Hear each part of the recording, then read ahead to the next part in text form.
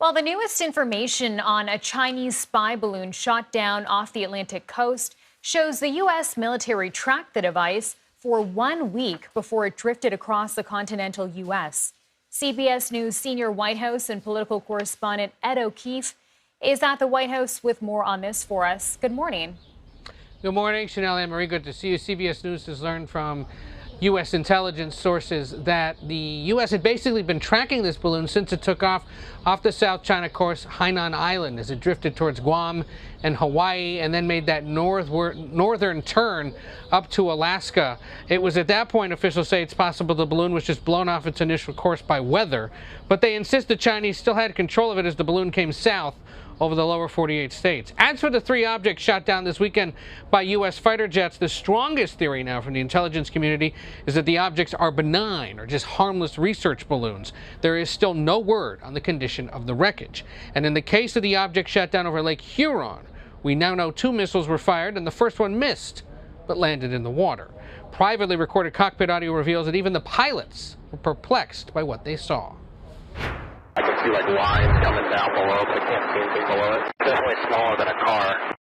We've yet to hear extended thoughts from President Biden on all of this. Why did he shoot down those 3 objects? Why did he order them shot down? What does he make of China using these kinds of spy balloons? Lawmakers briefed on the details of all this now say he should be saying much more about it.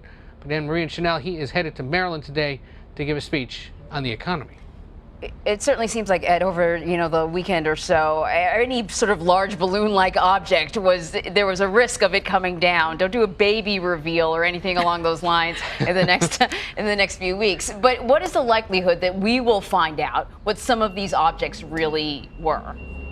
You know, the defense secretary was asked about that a little while ago while at the NATO meetings in Brussels, and he suggested it remains a priority. It's something they're looking to sort out, and there are no indications yet that they've given up the search. But even some senators coming out of their briefing on all of this yesterday admitted that the wreckage is in such remote areas that it's unclear what, if anything, may have lasted. And if anything, it might justify why it is the United States waited until the Chinese balloon, for example, had drifted over the water, because they had a better shot of capturing the wreckage and being able to retrieve it. And remember also, in the case of the one that fell in the Yukon Territory and in Lake Huron, they fell on the Canadian side, so it'll be up to the Canadians to locate the wreckage and start disseminating what exactly it is. So, Ed, we're also learning the U.S. government has used its own surveillance balloons to gather intelligence. Talk more about what they're being used for. What are they gathering? Well, look, as our own Michael Morrell and other national security and intelligence experts have said, everybody spies on each other. They use different modes of doing that, whether it's people, whether it's satellites, whether it's balloons. Notably, in the last few days, when the United States is asked, do you use similar balloons to fly over China, they make very clear that U.S. surveillance aircraft does not fly over China to surveil the Chinese. That doesn't mean we don't get close. That doesn't mean we might not do it over, say, Taiwan or other disputed areas. But, similar devices undoubtedly have been used, and the United States hasn't denied that. All right, so let's go back to talking about what we were talking about a week ago before this whole balloon thing, which is this issue with classified documents popping up in places where they should not. Former President Donald Trump's house, the current President Biden's home and former office. There's going to be a Gang of 8 classified documents sort of meeting on this. What more can you tell us about this? So our understanding about this now, and Anne-Marie, we talked about this a little earlier, details were still a little scant. We have learned is that looking at late February now for a briefing for what's called the Gang of 8. These are the top 4 House and Senate leaders, plus the leaders of the House and Senate Intelligence Committees.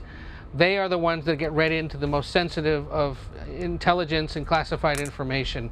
And leaders of the intelligence committees have argued they have every right to know and need to know what exactly was the content of the materials scooped up from the Biden and Trump locations. They don't care about the legality of it. They just want to know, were either of those guys in possession of something super sensitive that could put those secrets at risk?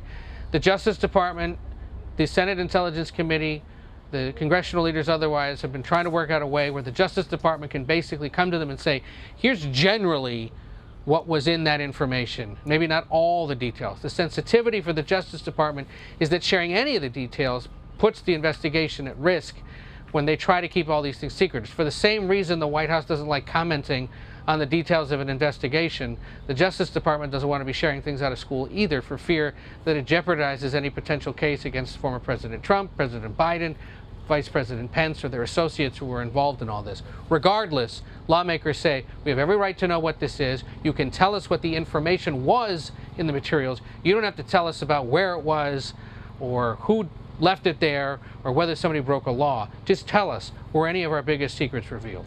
Okay, lots to follow on this story. Ed O'Keefe live for us at the White House this hour. Thanks so much. Take care.